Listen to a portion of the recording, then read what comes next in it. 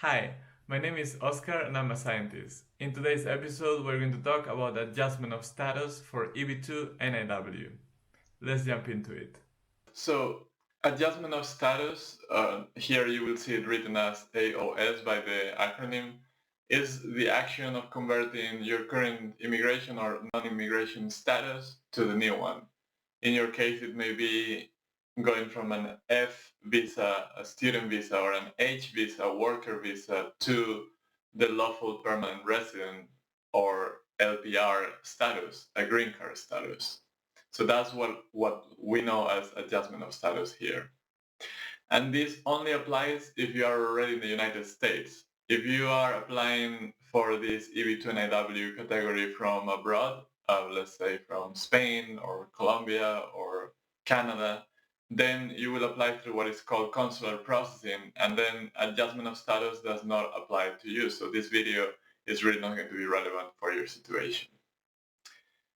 All right, but if you are in the United States under a different visa and you are applying for a green card, specifically for EB2 and NIW, then you may be interested in this video. And there's two ways you can file the adjustment of status. You can do it concurrently or separately. Concurrently means that you file your I-140 petition and the adjustment of status or I-485 forms at the same time. If you do it separately, then you do the first part of the process, the I-140 first. You wait for the approval of that form, which can take a few months. And then once you get the approval, you submit your adjustment of status. There are pros and cons for each of these routes. And I have a separate video that you can see here on the top where you can understand what are those pros and cons and decide by yourself which one of these two ways makes the most sense for your situation. Let's recap on this diagram. This is a typical workflow of a green card in the United States. First, and this for employment-based green cards. First, the employer is filing what is called a PERM or a labor certification, which is not needed for categories where you can self-sponsor, for example, EB2 NIW or also EB1. So that's why this is crossed out here. And then we have two main portions of the process, the I-140 and the I-485. In the I-140, you must comply with the requirements for the category. In the case of EB2 NIW, the famous three prongs of the matter of Danazar, I have a separate video that you can watch to understand those requirements. And then you have to file, if you are in the United States, you file the adjustment of status or the form I-485 to convert your status into your green card. If you are abroad, like I said, then you will do a consular processing and you will finish, instead of having this I-485 process, you would have what is called a consular process. You will go to the consulate, the US consulate in your country and finish the process there. Concurrent versus separate, this is just a graphic explanation. There's a separate video on it, so I will not dwell on it. And the matter of Danazar, again, most of you are interested in EB2 and NIW. You have to fulfill two groups of requirements. First, the generic EB2 requirement of having an advanced degree or a bachelor and 5 years of progressive experience or prove exceptional ability. And if you want to know more about what is exceptional ability and how you can qualify through that route, I have a separate video you can watch on that topic. And then you have to comply or fulfill the three prongs of the matter of Danazar. And I have also a different video on that, so I will not go into detail today. Let's get into the adjustment of status. So first of all, I'm going to tell you the two websites I think you have to always have bookmarked while you're doing this, because those are official websites that will give you the best information out there. And honestly, I include my website as one of the ones that you can, of course, consult. I have some information that is very useful, but it's not official. So always prioritize and go to the official USCIS websites. The first one is the website for the specific form you are filling out. For example, if you are doing an adjustment of status, one of the forms that you're going to use is the I-485. So you would go to this type of address. And I'll show you in a second this example. Why? Because this website provides the most updated forms are updated every certain number of months or years. USCIS releases a new version, and if you use an out-of-date version of the form, then your petition may be rejected. Also, in that website, you will find the instructions to the form, and those are typically a PDF that is quite long, and it will tell you how to fill that form, but also what additional documentation you have to submit. Typically, these forms are not just filling out a form. You have to fill out the form, and then you have to add some documentation that you will mail together in your package. So check out those instructions and understand what you, in your specific situation, need to add to your package. And when you're ready to submit, this website will also tell you exactly where you have to file this form. It depends on where you live in the United States. You may send it to one place or another. If you are filing a concurrent application or a separate application, you may have different addresses to send it to. Or if you're doing a premium processing, it may be a different address as well. And the second website I want to remind you about, I always say this, is the USCIS policy manual. There's a website with a manual that I'm going to show you in a second, where the USCIS officers go to this manual and to understand how they have to judge each case. So if you can also have access to that information, and you can, then you will have an advantage there. So let's just quickly switch to the browser. So we can go to, for example, the USCIS 485 official website that I was talking about. So here you always have the title with clearly what form you're looking at. We have some news there, and then they explain clearly what you can do with this form. But here is the really important part. You have a PDF with the most updated form version, and then you have another PDF with instructions to the form. So if you open that PDF, you see it's a pretty long document, and you will find basically all the information you need. You have to be patient, go through it carefully, and it will give a bunch of different situations, among which you will find your own situation. And it will tell you what documents you need to put into the package. And then you have important things like where to file. So you can go to this link and find out, depending on what you're doing exactly, where you have to file. For example, if you're filing form 485, adjustment of status, with the form 140, so a concurrent application, then you have to send it to this particular address. So always keep in mind this type of resource. And by the way, if you need to get the information for a different form, then you just change this I-485 by, for example, by I-140, and then you will access to a similar website, the same structure of the website for that particular form. All right, and the USCIS policy manual, you just Google that, and then you will get to this policy manual.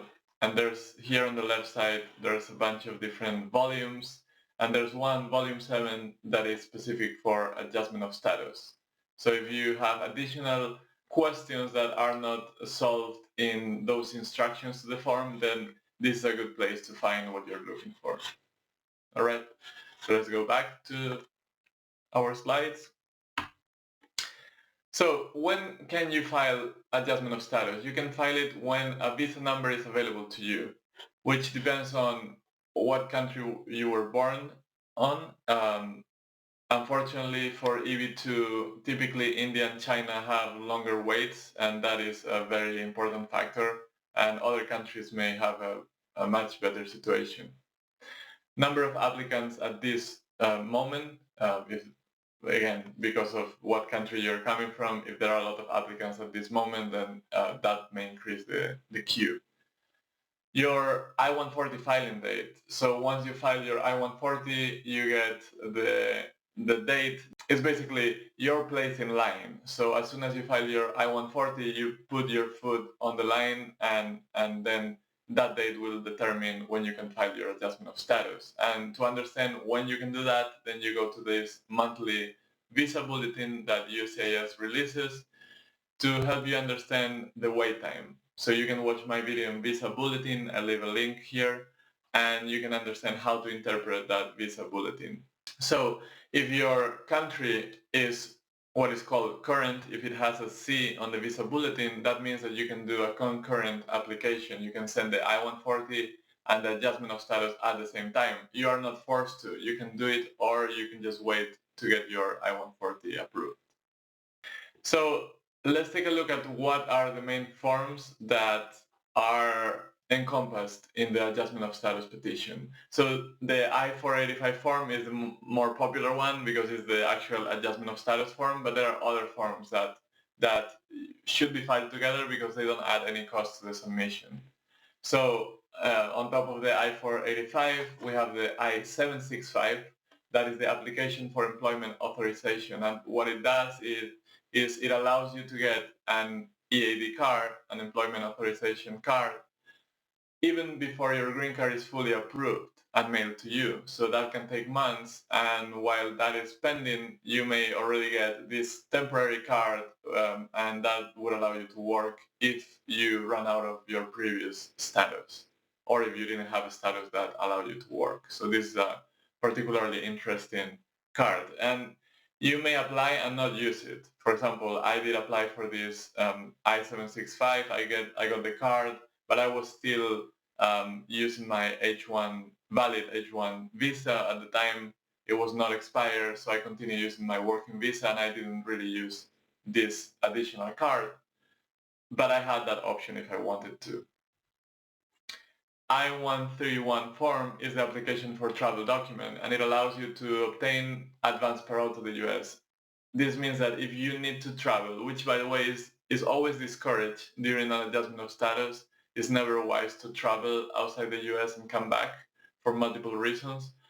But if you must do that, then you have to have this I-131. So re-entering the US will most likely be possible. They will let you do that, but there are some caveats to this.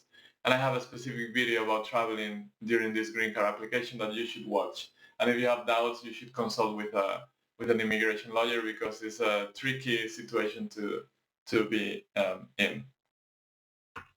And again, similar to the previous one, even if you apply for this travel document, that doesn't mean that you have to use the travel document. I had it and I didn't use it. I-693 is the report of medical examination and vaccination record. This is optional at the time of the submission of the adjustment of status. It's actually, I put it here, but it's actually part of the I-485 form requirements. But you may not submit it together. You may wait until the USCIS asks you for it. And this is because the medical examination is something that you go to a doctor, a specific doctor approved by USCIS. They do a series of checkups, among which vaccination checks. And then they will give you an envelope that is sealed and only USCIS can open. And that envelope has an expiration date, I think it's a few months. So you may not want to do it at the time of the submission, because if USCIS gets delayed in getting to your application, by the time they open your medical examination, it may be expired. And then you have to go back to the doctor, pay again, and those doctors are not especially cheap. The cost ranges between $200 and $400, and you may have to pay again and then submit again the sealed envelope. So I didn't submit my medical exam with my adjustment of status package. I waited until USCIS mailed me a request for evidence asking for this medical exam. And this is completely allowed. It's part of the instructions. If you read the instructions to the adjustment of status, they actually tell you that you can do that. All right, so let's go into the typical adjustment of status package structure. First of all, you would, as usual, for any of these packages, you will have a cover letter. And its cover letter will be addressed to the USCIS officer that will get your application, and you will request an adjustment of status, and you will detail what documentation you are enclosing to this petition. Then you will have a filing fee for both the I-485 form and the biometrics. the other forms you are adding, they have no cost if you submit them together with this package. So the I-485 cost right now is approximately $1,100, and biometrics is about $85. And biometrics covers basically the cost of you going to a center, to the USCIS center. They get your fingerprints, your picture, your signature, I believe, and with that they can issue both the temporary EAD card and the green card. So they will produce the green card with that. Typical example here is you will add a money order or a check. Then you will fill out and sign the actual form I-485, and then you will check what documents you will need to add to this form. And here I have some examples that you can find in those instructions to the form I-485, but keep in mind that according to your situation, you may have to add different documentation. But typically you would add 2 pictures, and in the instructions you can see exactly the dimensions of the pictures and how they need to be taken. A copy of a photo government ID, for example, your passport page, a birth certificate, and if it's not in English, you will have to provide a translation. The approval notice for your I-140, unless you are filing concurrently to the I-140. Documentation proving that you have never been out of status in the US. So if you have been on, well, you must be on a visa right now if you're doing adjustment of status. So you will take the history of your travels in the official website, the I-94s for your admissions to the US, and the stamps for your visas in your passport, and you will provide copies of those. Documentation proving that you intend to work in the occupation specified in the I-140 unless you're filing concurrently. But if you are not, you should submit a statement saying that you still intend to work in the same occupation that you described in Form I-140. But this is all in the instructions, by the way. I'm not making this up. And then Form I-693 is the medical form. We already talked about it. It's optional to be sent later, to be sent together with this, but I recommend that you send it later when they get to your application. Then if you want to submit these other 2 forms, 765 and 131, they are optional, but it's free to do it right now with this package, and it's wise to do it. Then you will fill out and sign the forms. You will add the documents related to these forms that you can check in the instructions. For example, for this one, you may need to send, again, 2 photos and copy of your passport. Form I-131 for travel document, same thing. You fill out the form, sign it, and then you add the documentation that is specified that you need to add. For example, photos, copy of passport, and copy of documents showing your current immigration status. So moving on, what if you're not alone? What if you're not the only applicant? If you have dependents, which are called officially derivative applicants, then each person needs to file an I-485 package, similar to what we just described. The fees must be paid per person, it's not per family. So that's a little bit over $1,000. Each person that is filing an adjustment of status needs to pay separately. The documentation enclosed in the primary adjustment of status package and the derivative applicant package should establish that family relationship. For example, if your son is applying, then you should attach birth certificates in your petition and also in your son or daughter's petition. Similar, if you are applying also with a spouse, then the marriage certificate should be added to both your application and your spouse's application. And the form I-485 for the derivative applicant needs to be filled out slightly differently because there's a portion currently in part 2 of the form that has a specific section for the derivative, which basically what it does is ask you to give the information of the principal applicant. What is his or her name, date of birth, A number, and so on, so they can link both applications. Nothing really complicated here. All right, so this was it for today's video. As usual, you can find more information on my website, eb2niw.info. I have for download my real successful and actionable I-140 petition plan. And to celebrate that I'm releasing this video today, I added one more thing that you can download, which is my I-485 petition. So that's a reference petition that you can use to guide your own. So you have seen here more or less what is the structure of that petition, but if you want to actually see how I put my package together, how I organize the documents, and even if you want to get a 20-page guide on how to do this, you can download all of that in my website.